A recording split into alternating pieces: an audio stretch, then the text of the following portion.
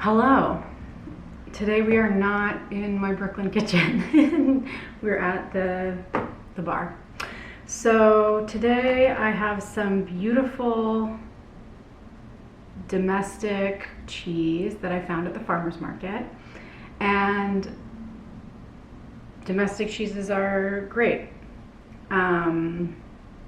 They're often made in a way that represents a cheese from another part of the world. So this cheese is kind of like a triple cream brie, but what it actually is the Chaseholm Farms Nimbus, which I got at the farmer's market. And I think that's how you say it. I'm not 100% sure. It's from the Hudson Valley, and today we're pairing it with this yummy champagne.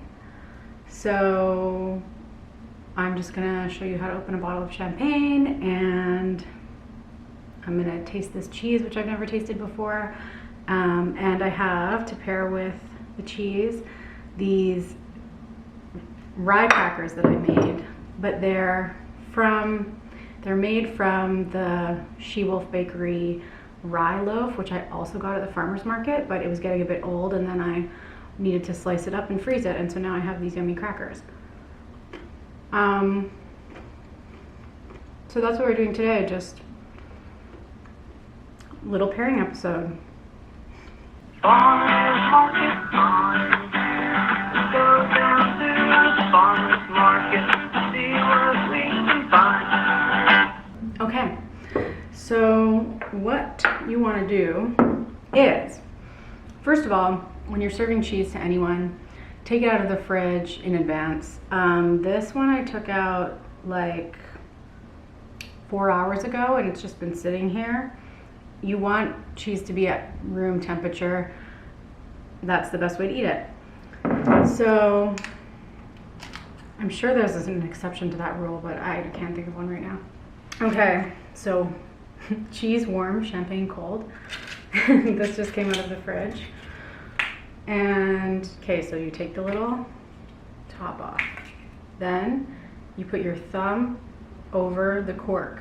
That's for safety purposes, because you don't know. Sometimes they're hard to get out, sometimes they come out really easily, and you don't want to, that would really ruin the dinner party if you took somebody's eye out with your cork. Okay, you loosen the cage. This little top thing's called the cage. After you loosen the cage, this could come out at any point. This could like explode into your grandma's face. Prepare for the worst, right? So once the cage is loosened, you really want to make sure that you are putting pressure on with your thumb, and then you just want to slide your index finger and grab the cork with your index finger and thumb, and then you're going to twist, and you're just loosening the cork, and you can feel the pressure. You can feel the cork wanting to come out, and just you want to do some counter pressure and make sure it doesn't come out too speedily. You want it to be in control. So just wait.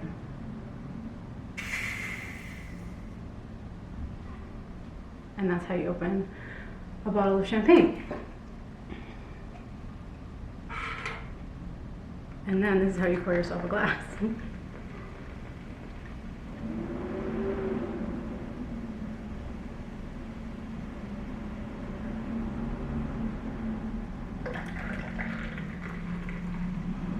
Yum. Cheers.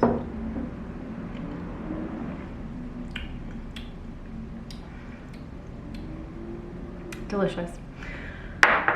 Okay, should I tell you what champagne this is? Laird Fair. My French accent is really great.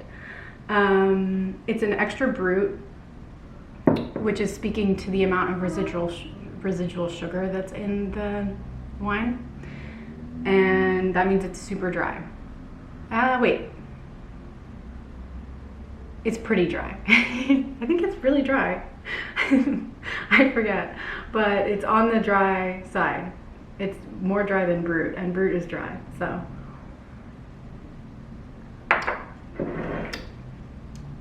But there's another even drier one, I think, than that, and I forget. Okay, but anyway, the point is, champagne is delicious, and whether you drink Brut or extra Brut or whatever, just make sure you're having a good time. Okay, so, you know, champagne and a Brie style cheese, that makes sense to me, you know. Why is it so good? Well, the creaminess and the fattiness of a triple cream Brie is gonna contrast in your mouth with a dry champagne. So that just is, that's what you want. That's what makes things taste good, is that contrast. You're like surprising your palate. Ooh, creamy, ooh, acidic. Yum. Okay, so I'm just gonna cut into this. Oh, see? This one in really nice. Now, oh yeah, look at that. Pretty. See how soft it is? Very soft. That's because we left it out for a proper amount of time. People like to do a baked Brie. If you're using like the crappiest Brie in the world, then yeah, I'm sure that's really good. But it's yummier, in my opinion, to buy like a nice domestic Brie style cheese at the farmer's market and let it come to room temperature, and you're getting this like meltiness, but without actually melting it. And oh, yum. This is gonna be so good.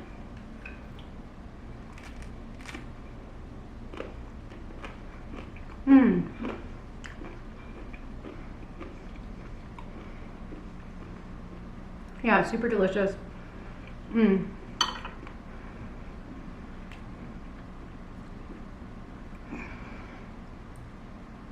Really low funk factor, still super tasty and like has a nice cheesiness to it. But for someone who maybe doesn't eat a lot of soft cheeses, this would be a good entry point.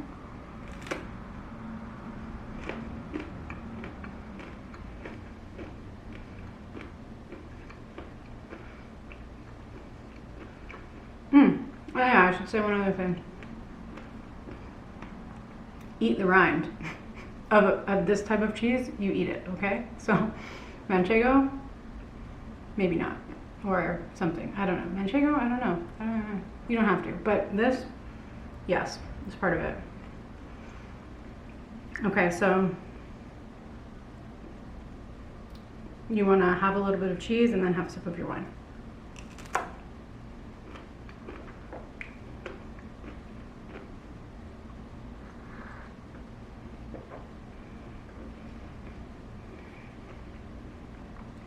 And then all of a sudden, the cheese like comes to life in a way that it wasn't before. It's very hard to describe unless you do it yourself, so you should really try it out. And then you take another sip of wine, and suddenly that tastes a little bit different. Then you have another bite of cheese.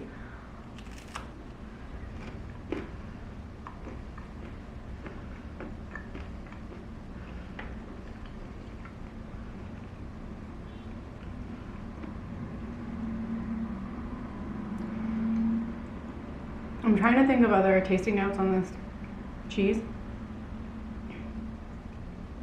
But mainly, it's a very textural experience, and the texture is amazing.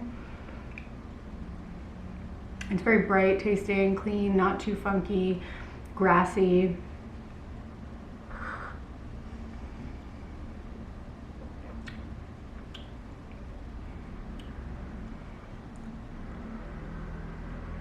Tasting notes on the wine. I sneaked a look on the back, and this particular champagne, well, if you didn't know, most champagne is a blend. And this particular one has a good percentage of Pinot Meunier. And I kind of cheated, but on the palate you can tell because there's this ripeness and like fleshiness to it, rather than the kind of austere quality that you get from a Blanc de Blanc, which is a champagne made of only Chardonnay.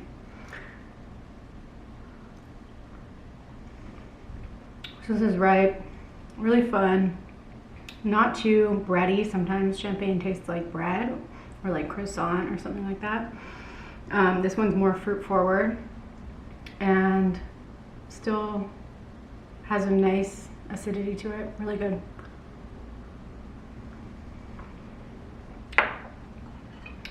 So,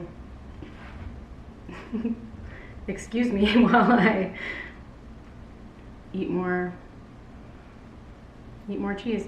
So yeah, the point of this is that cheese and wine goes great together. We already knew that. Don't be afraid of domestic cheese, and don't be afraid of cheese at the farmer's market. Try it out, see if you like it. Have a little fun, drink some champagne in the afternoon. I think this was maybe $35, so you can find yourself a nice price point. If you don't want to have champagne, Cava and Prosecco are delicious alternatives. Yeah, domestic cheese, international wine. No, I like domestic wine too, don't get me wrong.